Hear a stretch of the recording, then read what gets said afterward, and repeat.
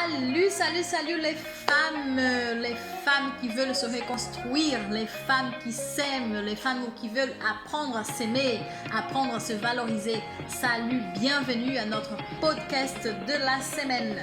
Je m'appelle Alice Porfal, je suis coach en reconstruction émotionnelle féminine et aussi coach en relations amoureuses. Aujourd'hui, nous allons traiter d'un thème qui touche une grande partie de la population féminine et qui fait la destruction de leur santé émotionnelle. Aujourd'hui, nous allons voir quelles sont les clés pour réussir à faire face à une trahison, à faire face à une infidélité. Comment le faire, Alice? C'est tellement douloureux, c'est tellement fort.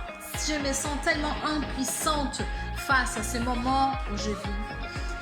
C'est maintenant le moment de tourner la page. C'est le moment d'apprendre à comment se reconstruire.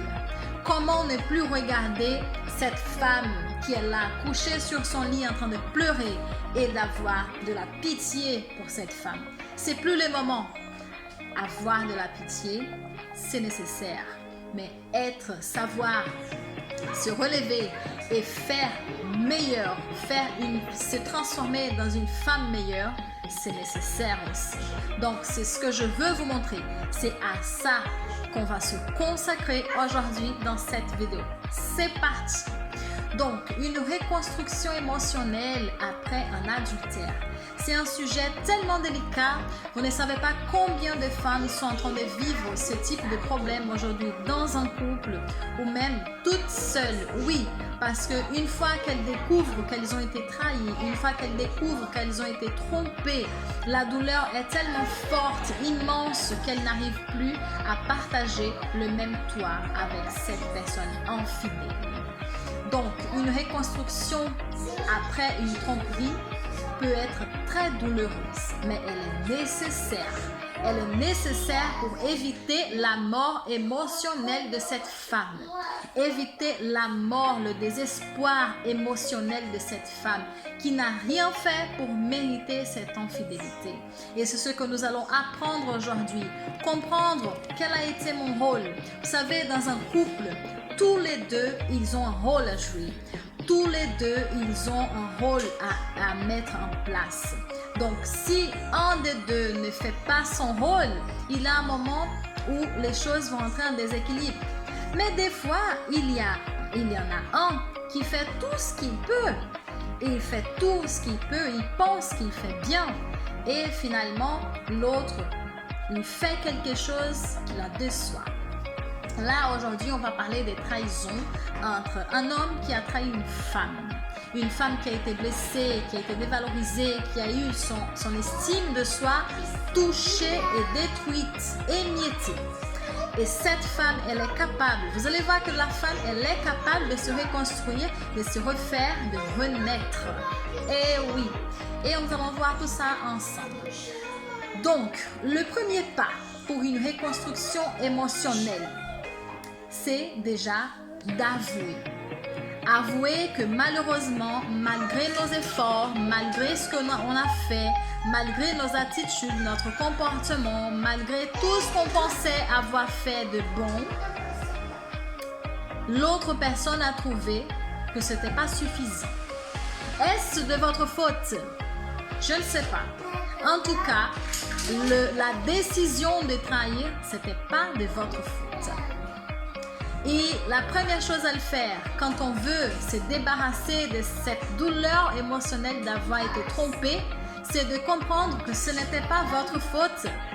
La personne, elle avait le choix de vous dire « Femme, ce que tu fais aujourd'hui n'est pas bien, je n'aime pas, je ne me sens pas bien, allons parler, allons discuter » au lieu de choisir d'aller chercher une autre personne. Le mari, le copain, la personne qui vous a trahi, il avait le choix de dire non à cette trahison. Il avait le choix de dire non, j'ai une femme à la maison, j'ai une femme à qui je veux être fidèle et je veux discuter avec elle parce que je trouve que notre relation, il y a quelque chose qui ne va pas, mais ensemble on peut discuter, on peut s'arranger. Mais non, cette personne, cet homme, il a eu le choix. Il a fait son choix, il a choisi d'aller voir autre personne. Donc, les femmes, première chose, oubliez cette histoire de culpabilité. Ce n'est pas de votre faute. Deuxième chose, il faut parler. Oui, il faut parler. Plus on garde, plus on cache nos sentiments et nos émotions. Plus on ment à nous-mêmes, plus on se trompe nous-mêmes. Et la pire des tromperies qui peuvent exister, c'est la tromperie personnelle. Oui, quand moi-même je me trompe, quand moi-même je me dis non, c'est pas vrai, je ne veux pas voir, non, il ne me trompe pas, c'est pas vrai. Avouez, parlez, écrivez. Si vous voulez parler à votre copain, à votre mari de la situation, il faut en parler et il faut être forte pour entendre ce qu'il a à vous dire. Le problème, c'est que plusieurs femmes, elles sont tellement affaiblies émotionnellement qu'elles posent des questions, mais elles ne veulent pas entendre la vraie réponse. Et quand la vraie réponse arrive, elles sont totalement mortes, elles sont cuites. C'est pour ça qu'une femme reconstruite ne sera jamais cuite. Voilà, voilà, voilà. Vous avez compris pourquoi ce slogan, il est tellement fort, ce cri de guerre, il est fort. Parce qu'il faut que les femmes comprennent que quand elles sont bien émotionnellement, quand elles sont fortes émotionnellement, même s'il y a des choses puissantes qui arrivent de l'extérieur pour vouloir les détruire, elles peuvent être blessées. Elles peuvent être émiettées, mais elles ne seront jamais défaites. Elles ne seront jamais détruites complètement parce qu'elles pourront se refaire. Elles pourront se ramasser ce petit morceau et faire une femme nouvelle. Faire naître une femme nouvelle à partir de ces blessures. Donc les femmes, dû l'importance de se connaître, de se valoriser, de se respecter, de s'accepter, de s'aimer avant de donner cet amour. Alors, donc la première chose, c'était quoi? C'était d'avouer, accepter, oui d'accord, je vis cette situation, je n'aurais jamais pensé, je n'aurais jamais imaginé, m'imaginer dans cette situation, vivre ces moments si douloureux, si difficiles, si acides pour une femme. Mais j'avoue, c'est à mon tour aujourd'hui. Et comment je vais me comporter? Deuxièmement, deuxième chose, deuxième clé, parler.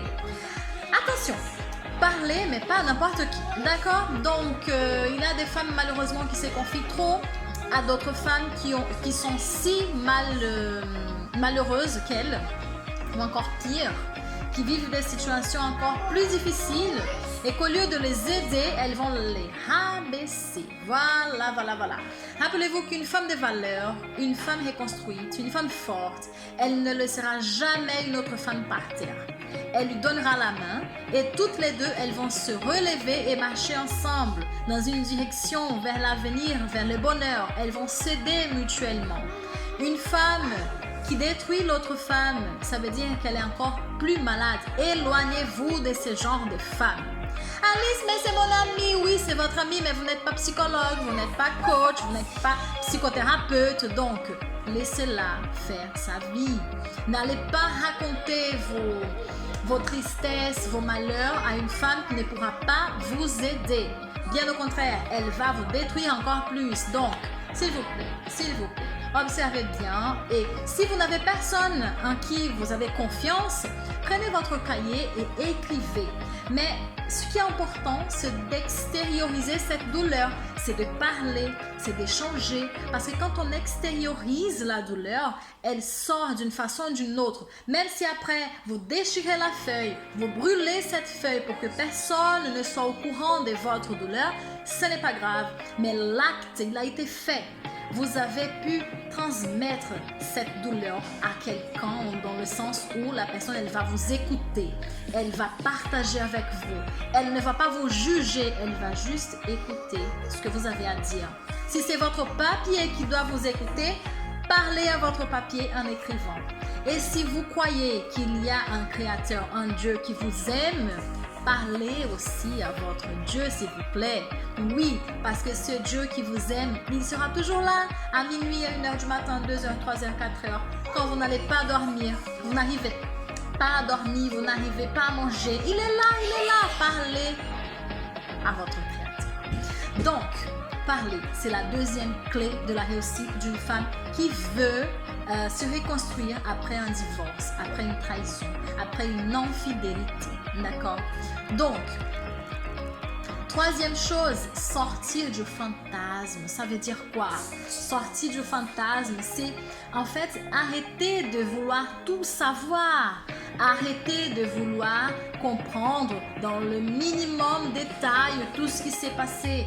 Arrêtez, parce que c'est comme si vous preniez un couteau et vous le remuez dans la plaie comme ça pour avoir encore plus de douleur. Ah non, ah non. Pourquoi avoir plus de douleur? Ça ne vous concerne pas. L'action qui a été faite, les choses qui ont été dites ne vous concernent pas, les femmes. D'accord? Vous n'étiez pas là. Ça ne vous concerne pas. C'était pas votre choix. C'était le choix de votre conjoint. C'était le choix de la personne qui était avec vous, pas le vôtre. C'était son malheur, pas le vôtre. Et aujourd'hui, s'il veut vous faire comprendre que c'est de votre faute, ne le croyez pas, tout simplement parce que ce n'était pas de votre faute. Donc, sortir de ce fantasme, d'accord? Ne cherchez pas à aller plus loin. Cherchez pour qu'il puisse avouer, mais pas trop. Pas trop. Les choses qui ne vous font pas du bien, ne l'entendez pas. S'il veut entrer dans les détails, s'il veut vous raconter des choses, arrêtez-le tout de suite et dites-le, ça ne m'intéresse pas. D'accord? Donc, une femme qui veut se reconstruire, il faut qu'elle travaille cette confiance en elle, parce que bien sûr, c'est évident, c'est normal. Une femme qui a été trahie, trompée, bien sûr qu'elle va se poser des questions sur elle-même, sur son comportement, sur son corps, sur ses cicatrices, surtout si c'est une femme qui a déjà eu des enfants, une femme qui a déjà vécu des moments douloureux dans sa vie, une femme qui a déjà eu des tristesses, des marques, des maladies par exemple, et qui a fait face à des problèmes si durs qu'aujourd'hui, elle avait peut-être peur, elle avait peut-être honte, et que cette trahison, elle va faire remonter toutes ces peurs, toute cette fragilité. Donc, si vous avez eu ces moments, essayez de voir que tout ce que s'est passé dans votre vie, c'était pour votre bien. Tout ce qui paraissait être mauvais, c'était pour votre bien. Pourquoi? Parce que c'est à partir de ces blessures que vous avez appris à vous reconstruire, à être une femme des valeurs, à retrouver votre respect personnel. Quand la femme elle passe par une trahison, c'est pas vraiment la trahison qui est importante, mais c'est ces sentiments d'injustice. Ce n'est pas juste. Pourquoi moi je dois vivre cette expérience? Qu'est-ce que je fais? Je ne suis pas si belle que ça. Je ne suis pas si amoureuse que ça. Qu'est-ce que j'aurais pu faire? Non, vous n'auriez pas pu faire grand-chose. Parce que ce choix que votre conjoint il a fait ne vous appartenait pas. Donc vous, personnellement, vous n'auriez pas pu faire grand-chose. Vous avez fait ce qui était à votre portée. Vous avez joué votre rôle de bonne femme, épouse, copine, mais c'est lui qui a pris sa décision, pas vous. D'accord? Donc, avoir cette conscience que ce n'est pas de ma faute et que moi, même si je souffre aujourd'hui parce que c'était pas juste ce qu'il a fait, c'est ce sentiment de justice et d'injustice en fait qui remonte quand on pense à une trahison, quand on pense à une tromperie. D'accord? Donc, c'est injuste, oui, c'est injuste, mais il y a un but. C'est peut-être parce que cette personne ne vous méritait pas. Cette personne n'était pas à la hauteur de ce que vous avez à donner. Cette personne n'était pas à la hauteur. Elle n'était pas compatible. Il n'y avait pas cette connexion spirituelle, émotionnelle qu'on aurait dû avoir depuis le début. C'était pas la bonne personne pour vous. Mais Alice, c'était mon mari. On se mariait. On a dit oui devant Dieu. J'ai quelque chose à vous dire. Combien de femmes chrétiennes souffrent, vivent de mariages malheureux, douloureux, fragilisés. Elles se martyrisent, elles se coupent les bras parce qu'elles pensent qu'elles sont prisonnières de ce mariage. Elles ont dit oui et c'est pour la vie, elles doivent tout accepter. Je vous dis non les filles, non les femmes. Une femme reconstruite n'est jamais 8. Une femme reconstruite reconnaît sa valeur, sa force, son respect. Elle se respecte. Et je vais vous dire quelque chose de très important et intéressant. Si vous voulez, je peux vous prouver. La Bible nous dit, si vous ouvrez votre Bible dans Deutéronome, vous allez voir que la seule chose qui va permettre un divorce, c'est quoi? C'est quoi? C'est quoi? C'est quoi? C'est l'infidélité. Voilà. Donc, c'est vrai que la femme parle que si l'homme, il découvre l'infidélité chez sa femme, etc., mais c'est parce que c'était la société de l'époque, d'accord? Donc, on ne va pas quand même faire trop de films en se disant « Oui, mais c'est l'homme, la femme, elle doit accepter. » Arrêtez, s'il vous plaît. Donc, la femme aussi. Donc, c'est la seule façon que nous avons c'est la seule façon, en fait, que Dieu a trouvé pour guérir, pour nous aider à guérir, parce que lui, c'est notre créateur. Et il savait très bien combien ce serait malheureux de devoir vivre cette situation de cette façon, de devoir continuer à côté de quelqu'un, vivre, dormir à côté de quelqu'un qui nous a trompés, qui nous a trahis. Dieu savait, il nous connaissait déjà avant notre naissance. Il savait que si un jour on aurait pu passer par cette situation si difficile, on aurait le choix d'accepter ou de rompre. Accepter de rester avec cette personne, avec tout ce qu'elle nous a fait, ou mettre une fin, un point final dans tout ce que la personne nous a fait vivre. Parce que nous avons le choix. Comme la personne, elle a eu le choix de nous tromper, nous aussi, nous avons le choix de la quitter ou de rester avec elle si on veut. Mais ne mettez pas la Bible dans ses affaires, d'accord? Ce n'est pas de la faute de Dieu parce que vous devez rester avec cette personne. Non, Dieu n'accepte pas la trahison. Dieu est un Dieu fidèle. Dieu n'accepte pas cette infidélité, qu'elle soit féminine ou masculine. Dieu n'accepte pas l'infidélité. D'accord? Et si vous voulez aller plus loin, je peux vous dire que vous pouvez chercher dans le livre de Deutéronome, chapitre 24, verset 1, ou dans le livre de Matthieu, chapitre 5, verset 31 à 32. Donc, amusez-vous, comprenez comme vous voulez. Mais je vous assure, allez demander à vos guides spirituels ce qu'ils en pensent. Et vous allez avoir une réponse, j'espère, cohérente. Alors, donc, un autre pas. Une fois que j'aurais pris la confiance en moi, j'ai compris que ce n'était pas de ma faute si cette personne m'a trahi, elle m'a trompé. Qu'est-ce que je dois faire? Je dois la pardonner. Alice, qu'est-ce que tu me racontes? Tu es incohérente? Comment ça, je dois le pardonner? Tu viens de me dire que je dois reprendre confiance en moi, que la Bible, elle me dit que oui, si, je peux le laisser parce qu'il m'a trompé. Alors, pardonner, ma petite fille, ce n'est pas oublier. Pardonner, c'est libérer, c'est dire, d'accord, tu as commis cette faute, tu m'as blessé, tu m'as déchiré le cœur, tu m'as déchiré l'âme, mais je te pardonne. Tu sais pourquoi? Parce que peut-être toi, tu n'avais pas assez de maturité pour faire les bons choix. Tu n'as pas su voir la préciosité que tu avais à tes côtés. Tu n'as pas su apprécier. Et les plus malheureux dans cette histoire, malheureusement, mon ami, c'est toi. Et je te pardonne. Parce qu'on ne peut pas juger quelqu'un de ses attitudes. On ne peut pas juger quelqu'un de ce qu'elle fait quand elle est impuissante émotionnellement aussi. Quand elle n'est pas mature émotionnellement. Vous allez le voir comme si c'était un enfant de 5 ans qui doit prendre une voiture et la conduire.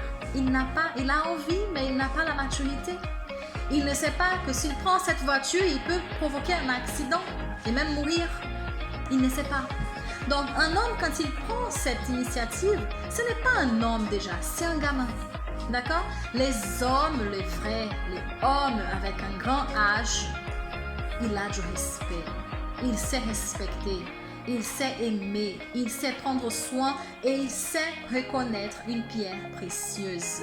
Si votre mari ne sait pas reconnaître que vous êtes une préciosité à son côté, ce n'est pas de votre faute, ma fille. Ce n'est pas de votre faute, c'est de sa faute. Pardonnez-lui et laissez-le partir. Et allez faire votre vie. Alice, mais là, tu fais une apologie au divorce, là. Hein? Écoutez, les filles. Pourquoi, dites-moi, pourquoi garder quelqu'un dans votre vie qui ne vous respecte pas, qui ne vous aime pas, qui vous dévalorise, qui vous détruit, qui vous trompe, au risque de vous faire, au risque de vous transmettre des maladies, au risque de vous transmettre, de vous exposer sexuellement, de vous exposer personnellement, émotionnellement. Vous trouvez que c'est juste avec vous-même? Maintenant, attention, je ne fais pas d'apologie au divorce, mais je vous dis ce qui est. Maintenant, à vous de choisir. Mais je vais vous dire quelque chose. Si vous décidez de pardonner cette personne et de reprendre cette relation, d'essayer encore une fois, de lui donner encore une chance parce que vous estimez que vous l'aimez, d'accord. Mais il faut savoir qu'il ne faut pas se rappeler, il ne faut plus revenir dans cette histoire. Le pardon, c'est le pardon. Je te pardonne et je décide de revenir dans cette relation, de reprendre cette relation avec toi. Je veux voir les changements des comportements. Ne croyez plus à ce qu'il vous dit, mais croyez plus à ce qu'il fait, à ce qu'il montre, à son comportement. Il ne faut plus les juger. D'accord? Est-ce que vous êtes capable de ne plus les juger? Il ne faut plus revenir dans cette histoire. À chaque fois que le gars il va sortir, qu'il va jouer au foot, innocemment, ça fait déjà 1 heure qu'il est parti là du foot. Pourquoi il n'est pas à la maison? Est-ce qu'il me trompe? Alors, si c'est pour vivre cette situation angoissante, non. Si vous êtes capable de laisser de côté tout ce qui s'est passé, mettre tout dans une boîte, fermer cette boîte à clé et jeter la clé et recommencer, vivre une nouvelle vie, sans se plaindre de ce qui s'est passé, sans revenir dans les histoires passées, sans revenir, sans lui parler, sans arrêt de ce qu'il a fait, sans le juger, ok, je suis ok. Parce que c'est vrai que le mariage, c'est pour la vie. Les plans de Dieu avec le mariage, c'était que ce mariage serait pour la vie, jusqu'à ce que la mort nous sépare. D'accord? Donc, si vous décidez, les femmes, c'est parce que vous êtes sûres de ce que vous voulez. C'est pas par une carence affective que vous allez dire « Oui, mais je veux prendre ce mariage parce que je ne peux pas vivre sans lui. » Non! Vous pouvez vivre sans lui, mais vous avez choisi de vivre avec lui. Vous n'avez pas besoin de lui. Vous avez décidé d'être avec lui parce que vous vous sentez bien, parce qu'il vous aide à grandir, parce qu'il vous valorise aujourd'hui, il vous respecte. Il a pu comprendre la grosse erreur qu'il a commise. Donc maintenant, oui, je vous dis oui, allez-y, continuez. Donnez tout ce que vous pouvez dans cette relation. Mais attention, ne vous oubliez pas. Une fois que vous allez vous oublier, votre relation, elle va s'effondrer. C'est un sujet pour un autre podcast. Donc, voilà. Donc, si je veux me reconstruire personnellement, émotionnellement, reconstruire en tant que femme de valeur, revoir mes valeurs. Qu'est-ce que j'ai comme valeur dans ma vie? Quelle est ma devise?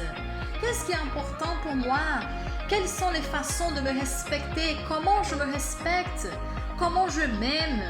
Une fois que vous avez répondu à toutes ces questions, vous allez prendre toutes les décisions que vous voulez de manière sûre, sereine. D'accord? Sans regret. Donc, on fait une récapitulation de ce qu'on a dit. Donc, pour se reconstruire, il faut d'abord avouer. Ensuite, parler, ne pas garder les émotions. Il ne faut pas garder les émotions. Il faut parler.